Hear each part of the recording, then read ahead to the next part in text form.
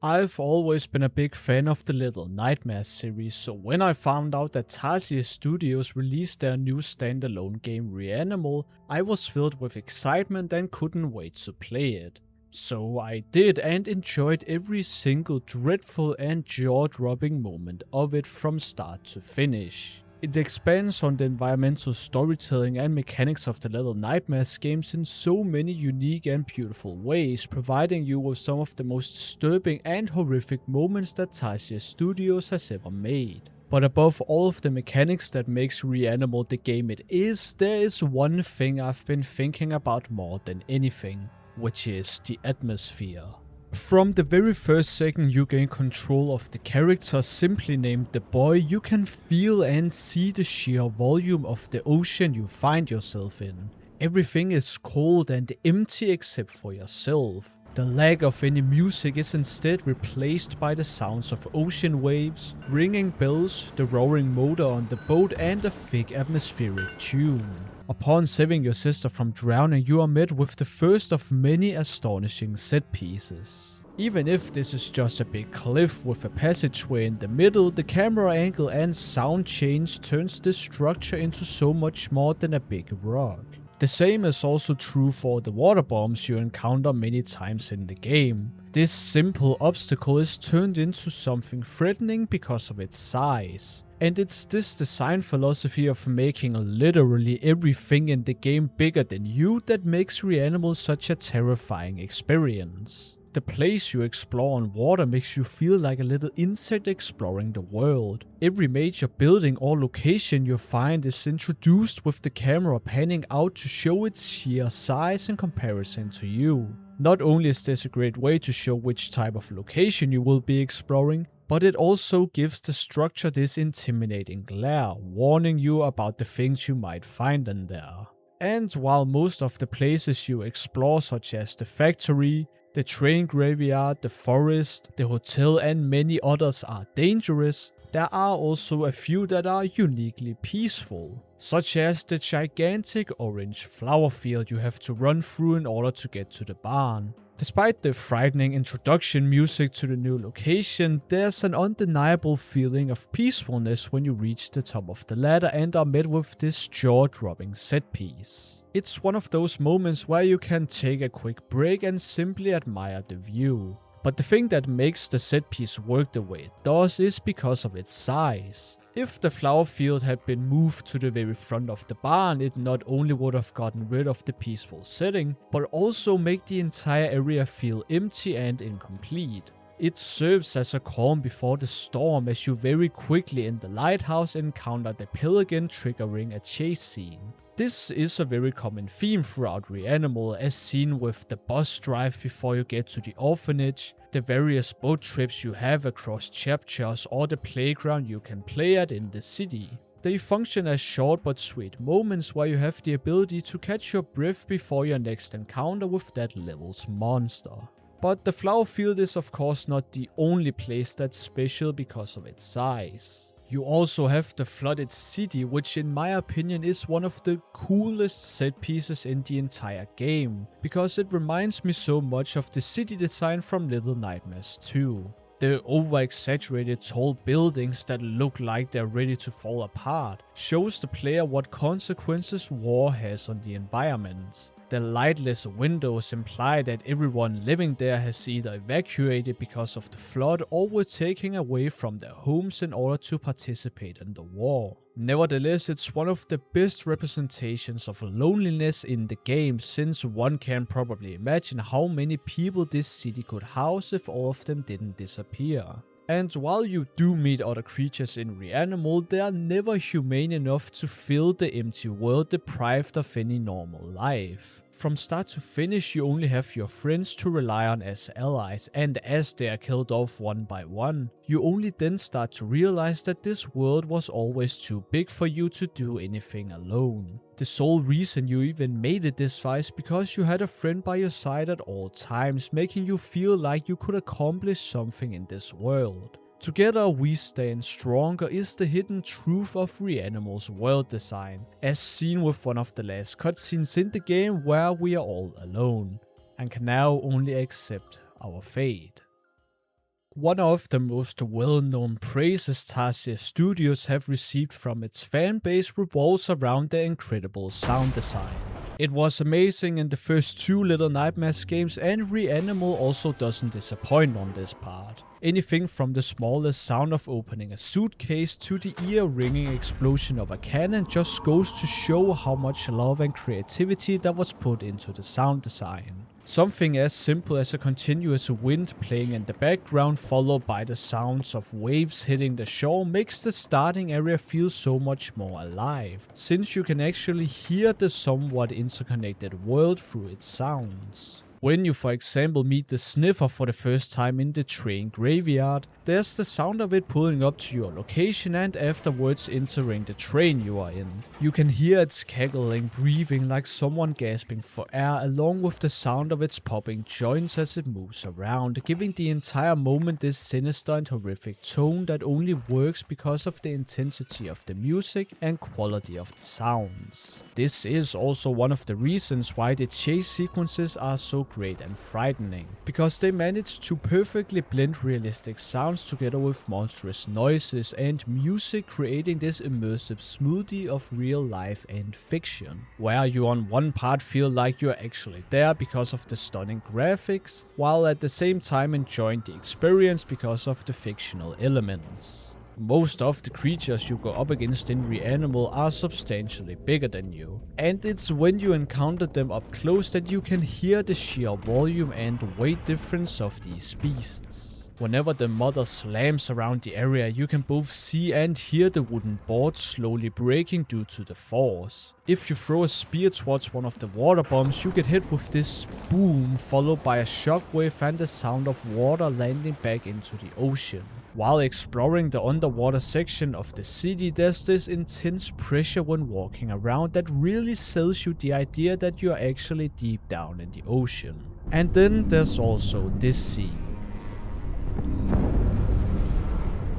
I have no words to describe this other than absolutely mind-blowing. Another amazing thing about Reanimal's sound design are the noises of the monsters. Most of them either look like deformed versions of real animals or resemble a species from the animal kingdom, and all somehow manage to sound like the animal they are representing while also making otherworldly monster noises. This combination of animal and monster noises creates a unique type of dread that sets the monster interactions apart from other games that try to accomplish the same thing. And I think this makes the monsters in Reanimal so much more frightening, since you can easily see and hear what type of animal you are up against. There is just something unnerving about turning everyday items or creatures into nightmarish monsters, because they are often things we can refer to or easily understand. And violating those expectations when we think of a horse is what creates this uncanny and dreadful feeling.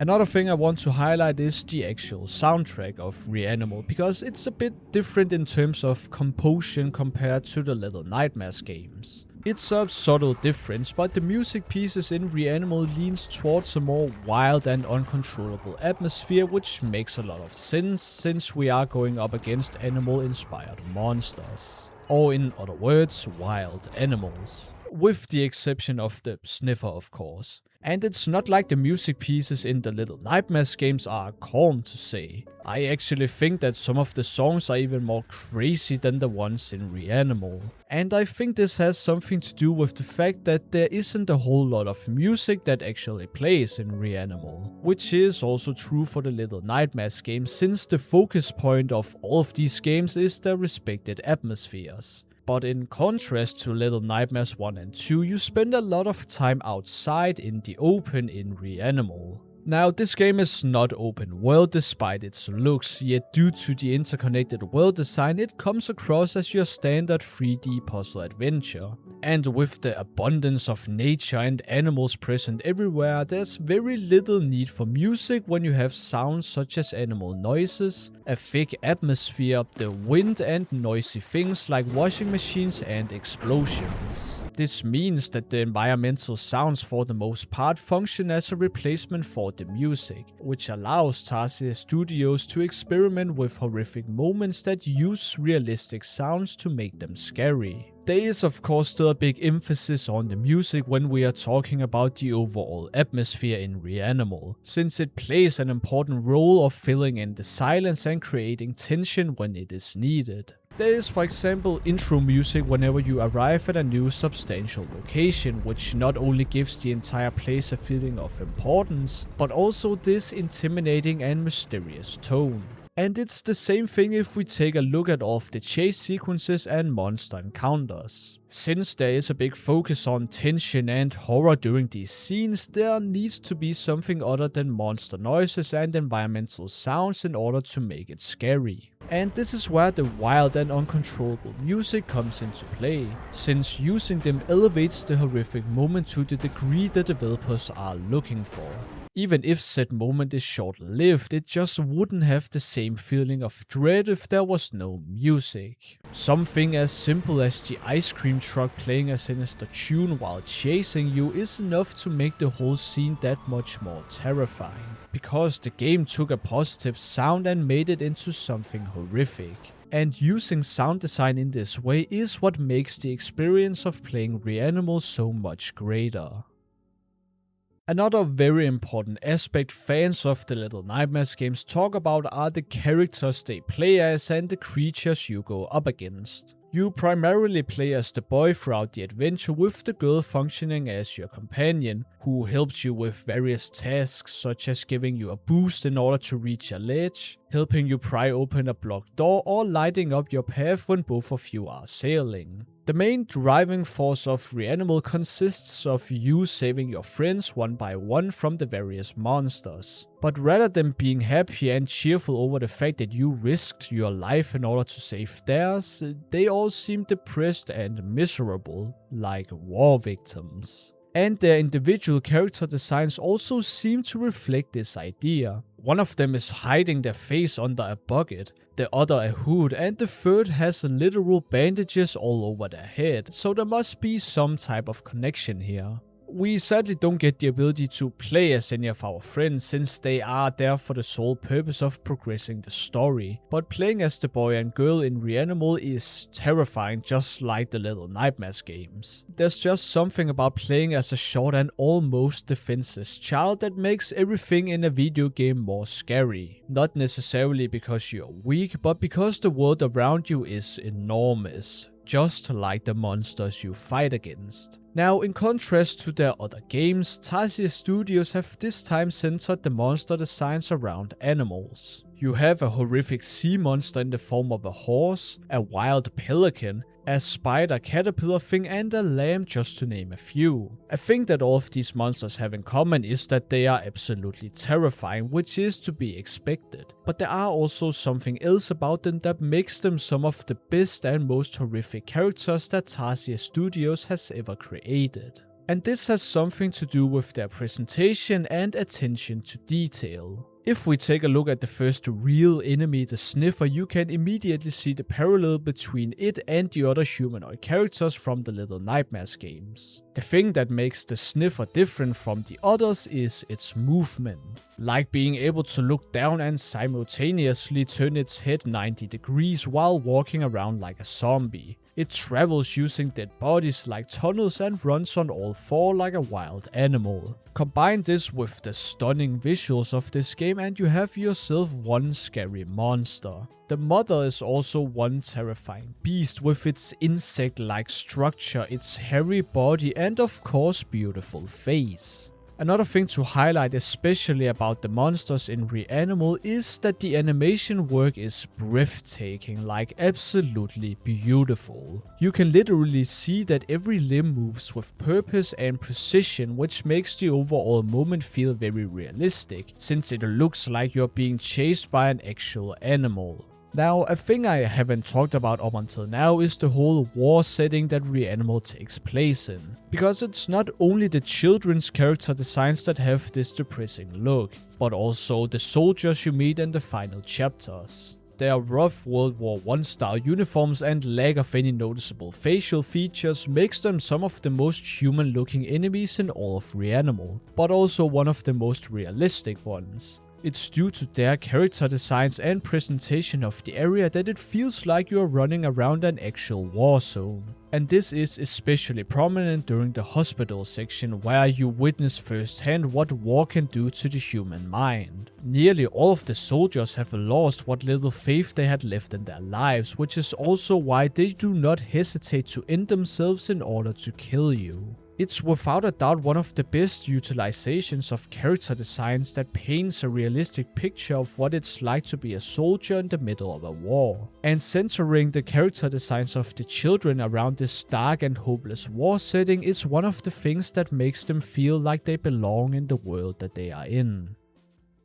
One thing that Reanimal absolutely excel at is creating stunning and fitting set pieces. You have already seen some of them in this video, and all I have to say is that these are some of the most creative and beautiful set pieces I have seen in my entire life. Everything from the sniffer walking behind the cinema screen to you fighting the lamb in a tank is just amazing and extremely unique. And a large contributor to making the set pieces into what they are is the camera, and more specifically the camera placement. Because unlike the Little Nightmares games where the camera is stuck to the fourth wall, you get way more control of it in Reanimal, allowing you to look around in a 360-degree view if you're riding the boat and if the area is open enough. On top of this, there's also a cinematic camera for some of the chase sequences, which makes the entire moment feel like something out of a movie. This also allows the developers to show off the environment in ways that we as the player otherwise wouldn't be able to see.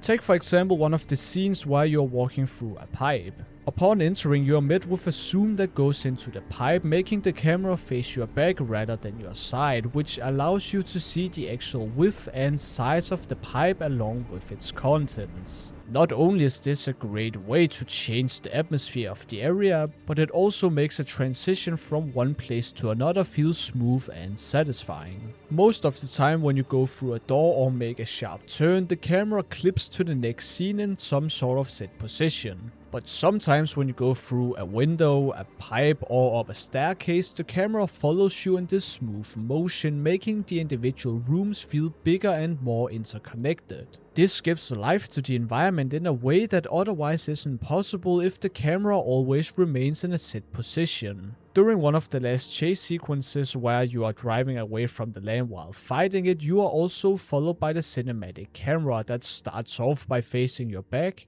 then slowly turns to face your side, and at the end goes back to facing your back. Doing this allows the developers to show what is happening in the background, what you are doing to the lamp, and which way to drive. Combine this with the visuals and sounds of explosions in the background, and you have one of the most adrenaline-filled and insane boss fights Tarsier Studios have ever created. The introductions to all of the monsters are, as stated before, also enhanced by the stunning set pieces. And the best thing about all of this is that none of them feel identical. The pelican can for example be seen flying up to the lighthouse where you later encounter it.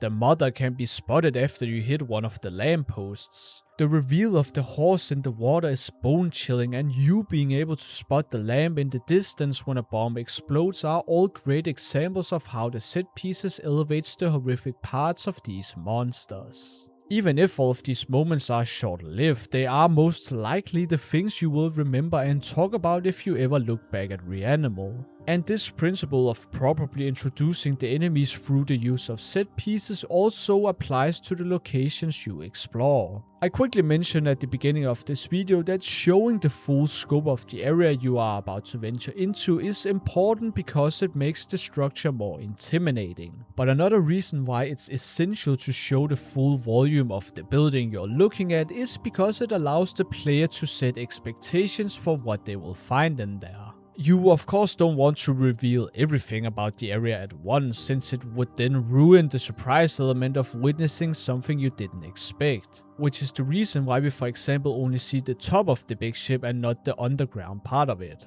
If we earlier also didn't get a proper introduction to the horse monster by first seeing it and afterwards shooting it, then the whole underwater section of you running away from it would feel too unexpected if we also consider the length of the moment. And this is true for all of the monsters in Reanimal, especially if they don't have a boss fight. And if we had to be honest with ourselves for a moment, the whole game would become kind of boring if there aren't a few occasions where the set pieces are a bit over the top. Since the gameplay of Reanimal is on the simpler side, we as the players think it's awesome to be overwhelmed by the core environment, especially in a horror game. It's what makes the experience memorable and unique, which is one of the most important things to get right when we start to look at how much video game we get for our money.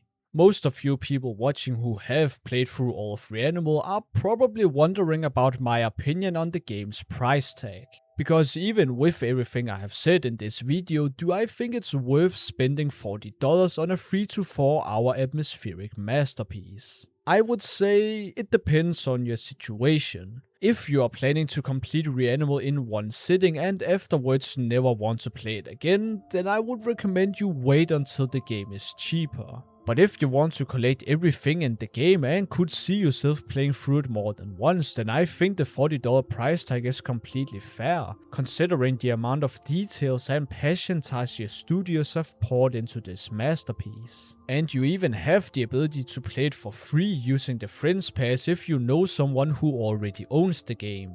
A little thing I want to mention at this point before you buy the game is that you might run into some tiny problems while playing the game, at least on PC. Things such as crashes and even a permanent softlog were the only negative experiences I had playing Reanimal. The crashes are nothing but small inconveniences since there's autosaving and a good checkpoint system in the game, so I don't think they ruin the overall experience. But the softlog thing is another thing. You luckily do have the ability to chapter select whenever you make a new save file, which saved me from replaying the game up until the point where the softlog happened. I still think that Reanimal is an amazing game, and anyone who has even the slightest interest in playing it should absolutely give it a try, even with the few issues it has. It truly is one of, if not the best horror game experience I have ever had, and that goes for both the single player and co-op playthrough. It's true that there is no best way to make a good atmospheric video game, but Reanimal uses atmosphere in such a unique way that it differentiates itself from other games in the best way possible.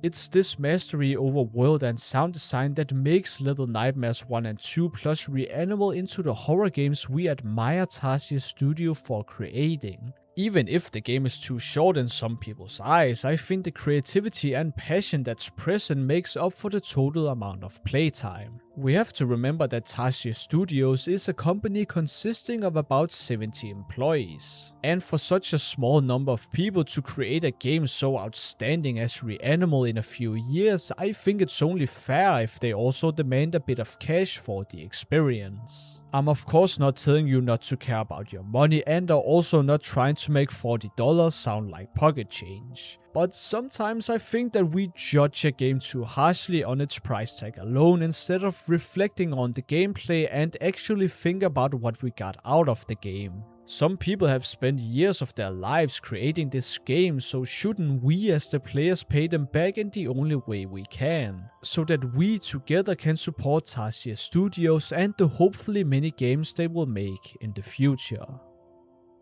Hey everyone. I want to thank you so much for watching this video all the way to the end, and hope you would consider giving it a like or my channel a sub. As always, if I have forgotten to talk about something important, then please leave a comment about it down below. I hope you have a great day and or night, and until we meet again, bye bye.